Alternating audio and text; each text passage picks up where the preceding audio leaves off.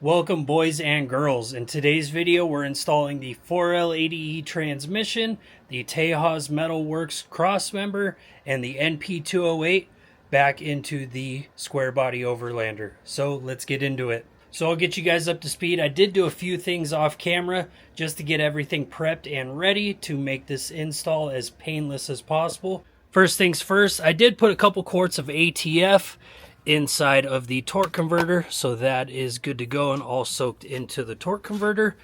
This is the Tejas Metalworks Crossmember. It's the kind of older style or newer style W shape for the square body, so I can run the dual exhaust through these parts on each side. Does have 3 bolt holes instead of 2. And since the 4L80E is longer than the 700R4 that was in it, everything's going to be pushed back several inches, so we will need to mark the holes and drill new holes to mount this to the frame directly. I did buy a new transmission mount, a energy suspension one. I'll have a link to this crossmember down in the description of the video, so if you guys need to get a newer setup. And I did go off of the part number that they suggest on the website for the crossmember mount and transmission mount. Other than that, got all the hardware and everything ready to go with all the sockets and whatnot. Then coming out here, I do have the transmission ready to go. I got it on a motorcycle jack, same one that I used to remove the 700R4. As you can see, the tires are aired down on the truck to push the truck or to get the truck closer to the ground so that this jack can work. And I do have a block of wood underneath it. I took a ton of measurements and everything, so it should be able to just mate right up to the motor with the bell housing bolts and everything. And also with the 4L80E, I had to modify it a little bit with the square bodies and the Speed Engineering short tube headers.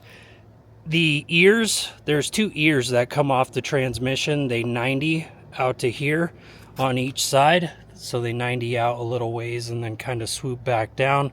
Those are not needed. They're not needed to bolt to the motor or to the bell housing, to the back of the block or anything like that. So I cut them right off, just straight off with a Sawzall to make everything clear. So I do not have any clearance issues and I could still run the cover that bolts underneath. I'll just need to bolt it on and then mark it with a Sharpie and modify that when the time comes. But yeah, we're at a pretty good spot. We are ready to slide this thing underneath the truck and get to installing it. I'm going to kind of be fast-paced with the install and all the steps in this video because it is very hot out here. It's about 103 with, I'd say, 75 to 80% humidity. So it sucks out here. So I just want to get this thing installed and get this next step of the square body Overlander completed. One thing I also wanted to tell you guys about was my transmission dipstick. I did not buy an OEM style. I bought this flexible dipstick.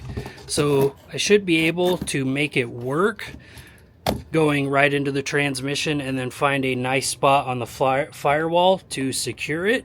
So I can kind of move the dipstick to where I want out of the way so it doesn't interfere with the Speed Engineering headers or anything else that I have going on in the engine bay. So I will have an Amazon link to this down below, and I did test fit it. This part right here with the O-rings, you do have to remove the rubber grommet that the stock dipstick tube would go into, and this slides right into the case. So when the time comes, I'll just put a little bit of transmission fluid on these O-rings and then push it right into the top of the transmission case. But yeah, I will have a link to this down below in the description too, in case a stock dipstick doesn't work out for you. Now that I've kind of summarized everything and gone over all of it, it's time to get the torque converter onto the transmission. So before we get the torque converter on, the builder told me to put some Vaseline or some ATF on this little O-ring on the input shaft, just so you don't damage this while you push the torque converter on. So if you don't know that, it's just a little rule of thumb. So I will take a little bit And I guess with either obviously ATF or Vaseline, when everything heats up, this stuff just liquefies and it just goes right into your transmission fluid.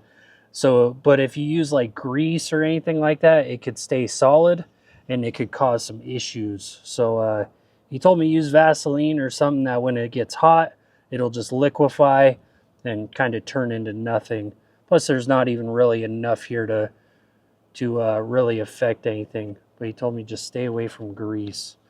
So we got some of that Vaseline on there. So now let's get on the torque converter. Well, I confirmed the spacing for the torque converter to the case and everything is good to go there. I just put on this little breather tube to help keep any dust or anything out of the top breather in the meantime till I get a better hose. But the next step is I'm going to lower the jack down and slide this transmission underneath the truck. And we're going to start getting it up in place. All right, I hope you guys can hear me just fine. The next step is I'm going to push the jack back a little ways, lower the truck down because I had to jack up the front end of it, put it up in the air to get the bell housing underneath the frame and the leaf spring and everything. And then once it's lowered down, I could jack up the transmission all the way and then I'll push it into place and hopefully it will match onto the dowels. And then we are all lined up, good to go. And then I can start finger threading in some screws to just help hold it in place there. Well, boys and girls, all of the bell housing bolts are in and tight. Let me show you guys. All right, that top bolt up there, kind of in the center, that thing is very hard to reach. I had to reach on the backside of the motor and crawl into the engine bay for that. But all the bolts are blue Loctited and snug, so we are good to go. The next step is ratchet strap is tight, so I'm going to lower this jack very slowly and let's see if all of that is held up in place, or all of this. If it is, then let's start mocking up the cross member and get everything ready to start drilling some holes into this frame. No, it's starting to move from the ratchet strap end, so I do not trust that. So we'll keep the jack in place and then we'll just mock up the transmission cross member from there. So let me get the mount and the cross member and a Sharpie and let's see how this goes. Got the cross member in place, used some C-clamps to make it flush with the frame, and everything is good. I did raise the transmission up probably about, I'd say about an inch, so I put the jack up to make up that difference so it is nice and stable, and that's kind of how it is going to sit underneath the truck. So I'm going to mark out these holes, then remove the C-clamps, cross member, everything like that so we could drill them out. All right, you guys, as you can see, there is my 3 dots for the cross member. So I'm going to get these started with the punch to drill out.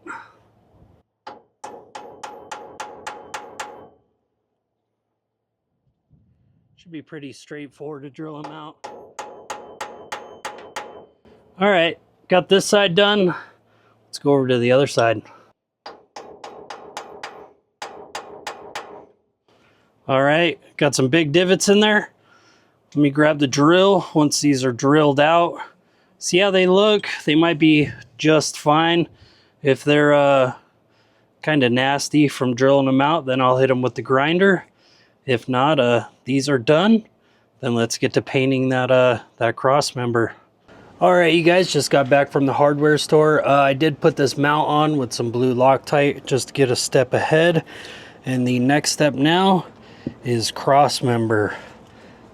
It is dried in some spots, and then I had to touch up a couple other spots, so that's why I am wearing gloves. But I'm going to get one bolt started, and then from there get it just slightly finger tight, just so it's holding all this up in the air. And then from there I can put the other bolt in with some Loctite, get that snug, and then get this cross member bolted to the frame. Once it is bolted to the frame, then I'll remove this bolt and blue Loctite that. The frame bolts or frame side bolts have nylock nuts, so I don't have to worry about Loctiting those. So we should be good to go. I'll just get these started by hand. All right, I got that bolt started, or all the bolts on this side just started. I'm gonna get this side going. Once I get all the bolts in, I'm gonna get them nice and tight, and they should be good to go. And then I will Loctite the bolts for this trans mount, so that is good and in place. Then we should have a free floating transmission with no issues. So then I could get rid of the ratchet strap and drop the jack, get that out of here. So then we are all opened up and good to go. Next step after that is to put on the transfer case. So I will actually reuse the jack for that because the T case is a little heavy. So we will put on the transfer case, bolt that in there, get that blue Loctited into the case, and then from there we are done. So let's get these bolts on, get everything good to go so we can get that T case in place. All right, this is gonna be fun.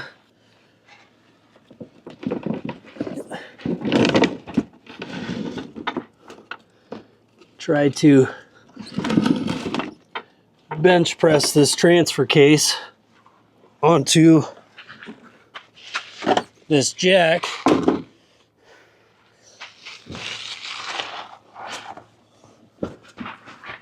All right.